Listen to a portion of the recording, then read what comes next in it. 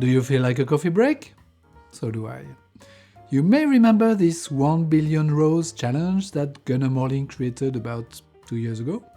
The goal was to crunch a 1 billion rows text file in CSV format, each line with the name of a city and a floating point number giving a temperature, and to compute stuff on this data. The challenge being, how fast can you go? How much time could it take to analyze all this data? And the results people came with were really amazing, with several solutions well under 2 seconds, the best one being 1.5 seconds. Less than 2 seconds to crunch 1 billion lines of text, to parse them and to aggregate them in a map to compute stuff, that's pretty amazing. So thank you Gunnar for the challenge, and congratulations to all the people who participated. That was just amazing to see the results. And by the way, if you want to learn more about it, all the links are in the description. What I would like to do here is to take such an amount of data, that is 1 billion key value pairs, but not in a text file, directly in a binary format, and see how fast you can analyze it with just plain, regular Java code. No fancy stuff, no unsafe, of course, no native code to go faster, just the standard API that you have in a JDK and that you can safely use in your application. The goal is not to go fast, but to see how fast you can go with some standard code. And because there is so much data, we are going to store it in the off-heap memory of your application and use the memory API to analyze it. That's the JEP 454, Foreign Function and Memory API, released in the JDK 22. This API gives you access to the off-heap memory of your application, among other things, allowing you to map files to it and to access their content in a very efficient way. You will hear about arenas, memory segment, memory layouts, VarHandles, parallel streams, and performance.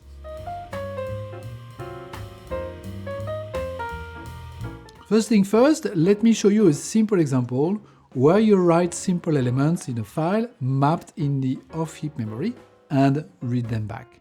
First, you need an arena. This is the object that can create memory segments for you. The easiest way to create an arena is to use the arena.global factory method. There are other patterns, but we are going to use this one for now. More on arenas in a minute.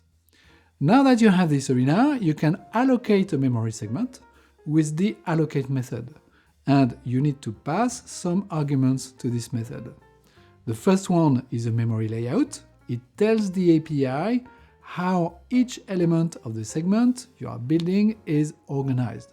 Here it is just a Java int, so you can pass value layout.javaint. You will see more complex examples and memory layouts in a minute. Then you need to pass the number of such elements you need in this segment. For these simple examples, we need to store 10 ints, so we just pass 10. And that's it. Now you have a memory segment allocated in the off-heap memory of your application that can hold 10 integers. Note that the number of elements you pass is longer, so you can create very large memory segments. Since it is indexed by a long, a memory segment can store much more elements than a regular array, for instance. How can you write these integers in this segment? Once again, there are several patterns for that. The simplest one is to use an indexed access.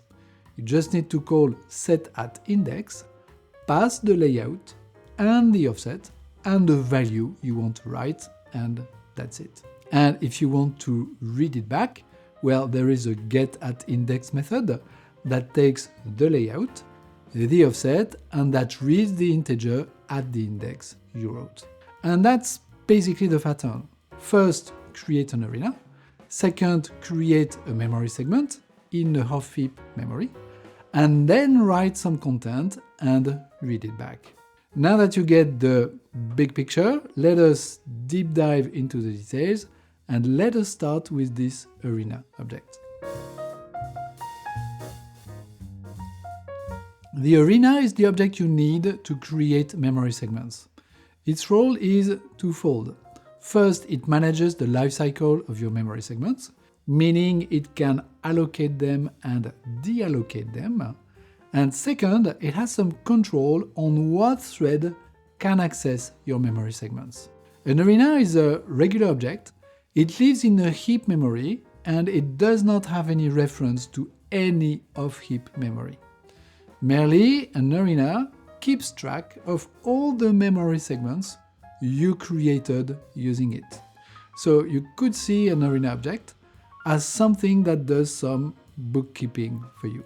From a technical point of view, arena is an interface that extends auto-closable, meaning that it has a close method.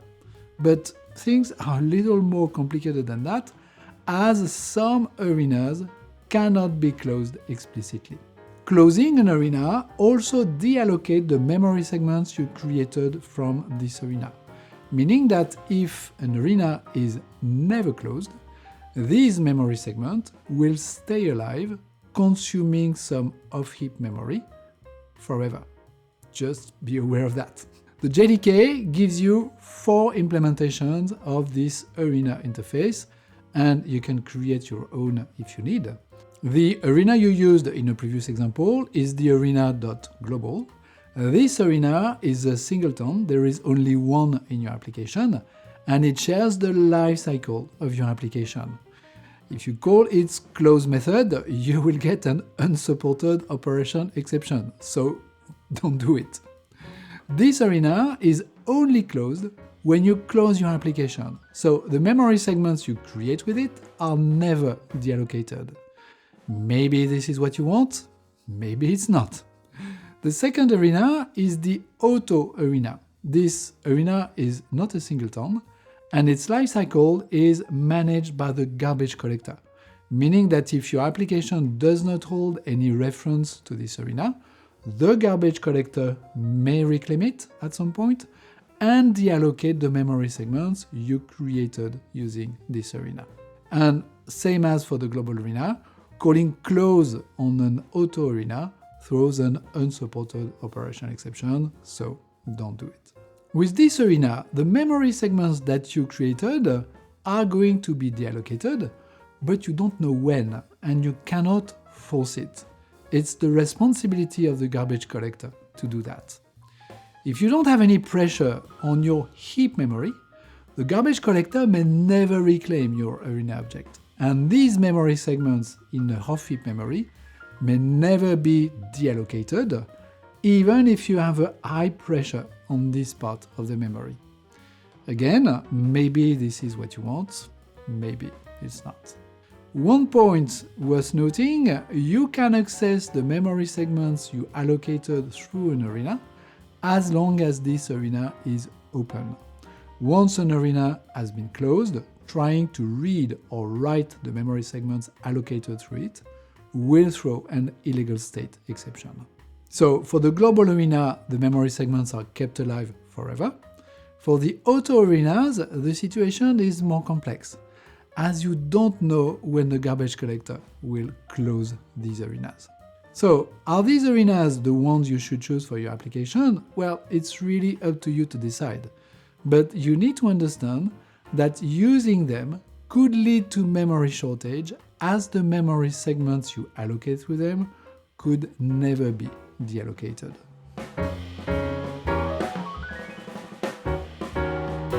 There are 2 more arenas you need to be aware of. The first one is the off-shared arena, and the second one the off-confined arena. These 2 arenas can be closed explicitly, so you should use them in a try with resources statement. And closing these arenas will deallocate their memory segments.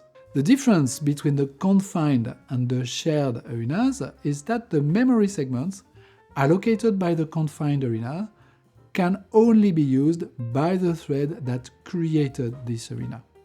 The shared arena, on the other hand, does not have this limitation.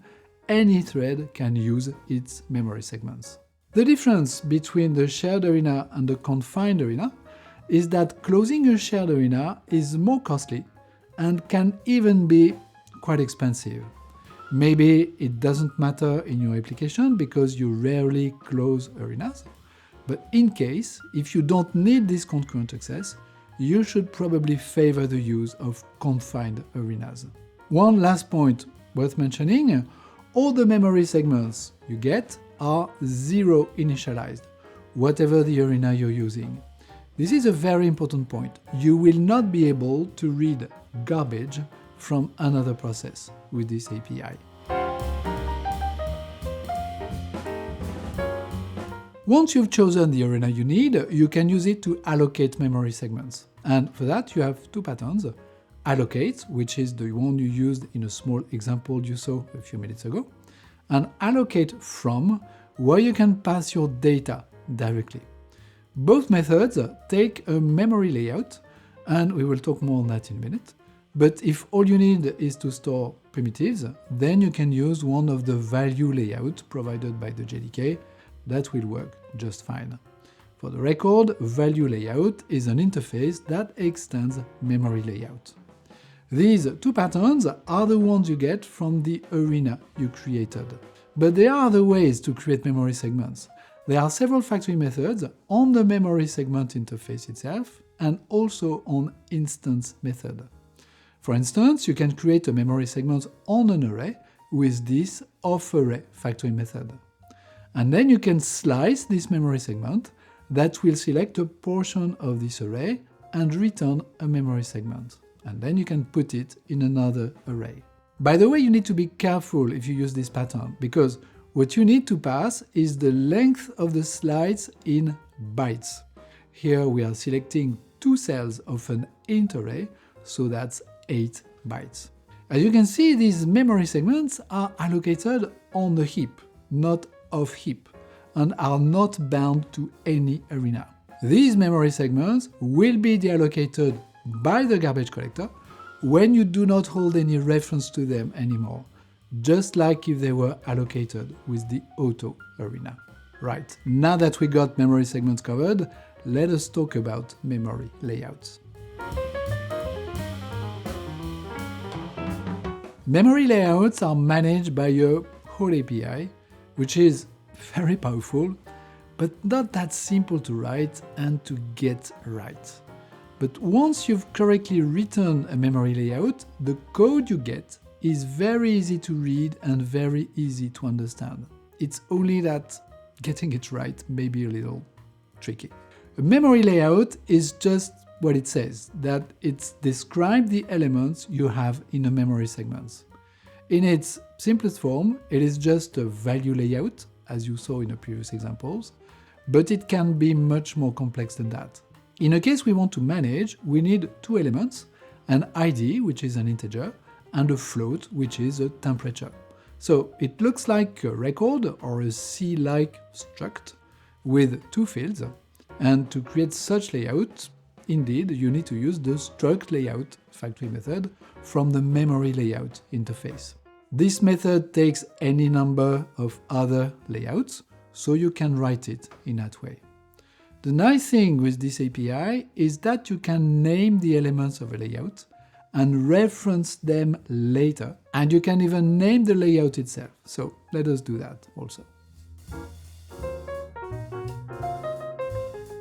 The layout you have here is very simple, but there are cases where things don't go as smoothly due to something you need to think about, which is called data alignment.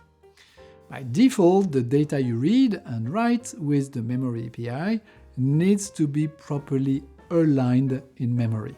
You can also read and write misaligned data, but you need to explicitly tell the API that this is what you want to do. What does it mean for a primitive element to be properly aligned?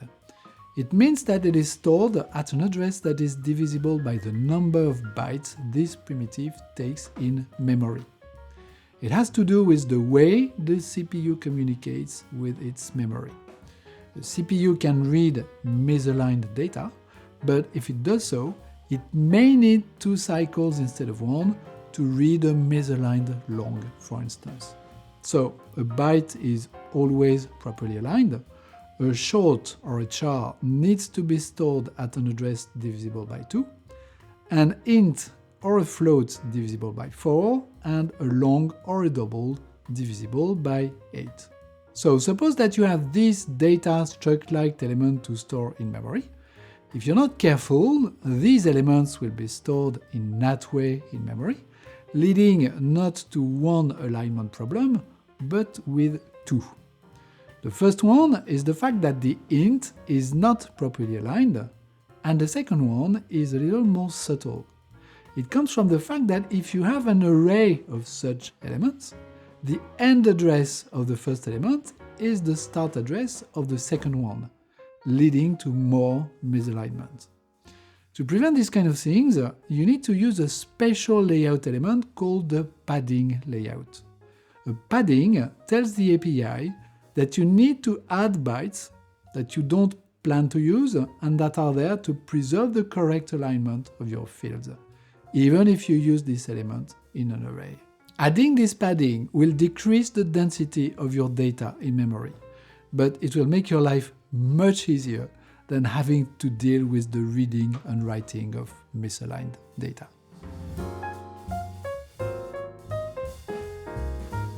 Once you have your layout created, you need to use it to create VarHandles.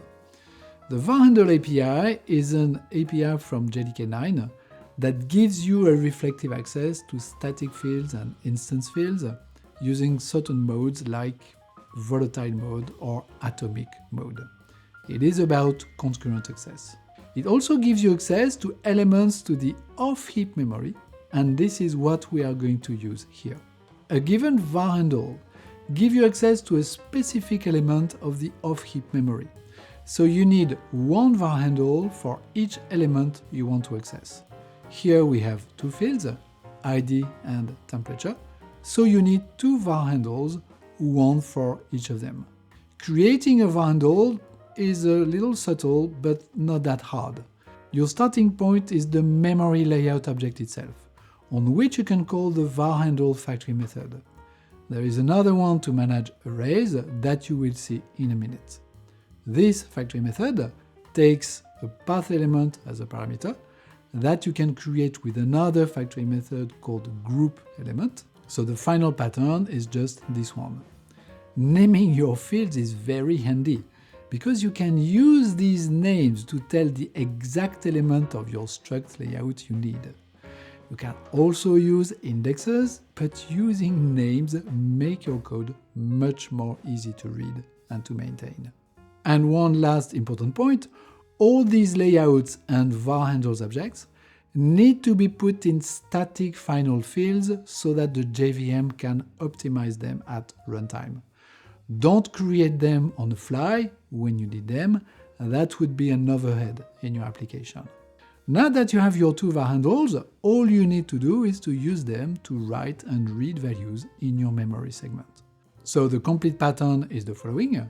First, you create an arena. Second, you create a memory segment from this arena. In this example, it can hold 1 measurement. And third, you can write an ID temperature pair using the 2 VarHandles you created. For that, you need to call the set method and pass 3 arguments, your memory segment, a long, which is 0, and then a value you want to write.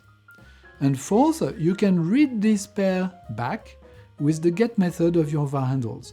Each of them need 2 arguments, the memory segment of course, and this 0 long. This 0 long is a little cryptic. It represents the base from which you want to read or write your data. If you need to write an array of such values, then the pattern is a little different. First, you need to create your VarHandles with the array element VarHandle factory method that takes the same argument as the VarHandle method. And then you need to pass an index to your get and set methods to reach the right cell of your array. Note that this index is a long, so you can manage very large amounts of data, much larger than the regular arrays you have that are indexed with an int. There are hidden caveats with this VarHandles API, and there is one element you need to be aware of. Even if the signature of this set method declares object, you need to be very careful with the type of the elements you can write. If you declare a VarHandle that can read and write floats, and you pass something else, like a double, you will get a wrong method type exception. That's a very important point in this API. It will not convert what you pass as arguments to the right type. It takes what you give, and if what you give is not exact, you will get this exception. And the same goes for what you read. The get method returns an object. So if your VarHandle is supposed to read an int primitive type, what you get is an integer. You can cast it to a long as a primitive type, but not to a long as a wrapper type. If you try, you will get the same exception.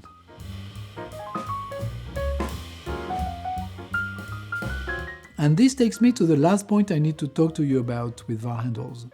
All the patterns you saw for the moment are working, but you can do better. Indeed, this get method returns an object, meaning that if it reads a primitive type, it has to box it in the corresponding wrapper type. And if you store it in a primitive type in your code, then you need to unbox it. And as you know, this boxing-unboxing cycle is an overhead. It's costly, and in that case, it's useless. You should avoid to do it whenever you can. If you want to process your data as fast as possible, you certainly need to avoid it. Fortunately, the VarHandles API gives you a way to avoid this boxing-unboxing. Instead of creating your VarHandles with this pattern, you can add a method call at the end, which is the withInvokeExact behavior. It does not change the signature of the get method, but if you cast it directly to the right primitive type, at runtime, what is read by the get call will not be boxed, it will be returned directly. There will not be any conversion possible. If what you read is a float and you try to cast it to a double, then you will get this nasty wrong method type exception.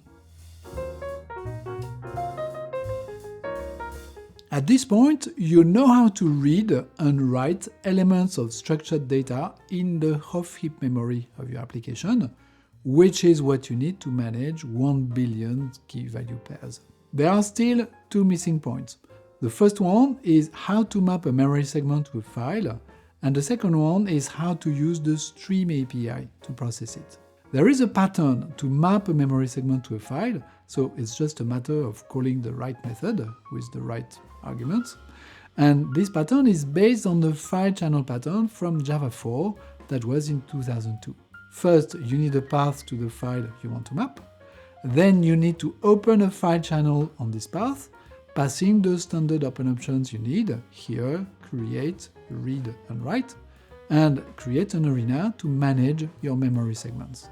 And then the old pattern that you've been using for years consists in creating a byte buffer by calling the map method on this file channel. Well, to create a memory segment, all you need to do is to pass an arena, the arena you created, to this map call, and that's it. The pattern is the same, meaning that if you need to refactor your old legacy byte buffer based code to this new code, your effort is actually minimal. All you need to do is to create an arena, pass it, and that's it. And the rest of the code is the same as the one you wrote in the previous example. The data you write to this memory segment is returned to your mapped file. And if this file is not empty, this is what you read when you read from this memory segment. So now let us write this data. So let's go. Let's write 1 billion key value pairs. If you check the algorithm published by Gunnar, and by the way the link is in the description, you can see that there are a little more than 400 weather stations, Each weather station has an average temperature, and for each measurement, there is a random temperature that is drawn with a Gaussian generator. So basically, the code is based on the following.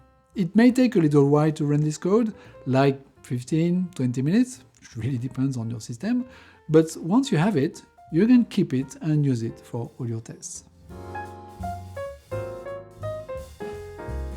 Reading this data back is actually easy, but you need to be careful because there are certain things that can crash your application if you're not cautious.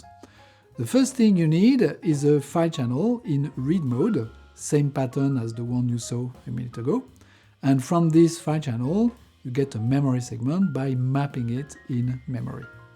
Don't forget to pass an arena as an argument. If you don't, you will get a byte buffer, and this is not what you need.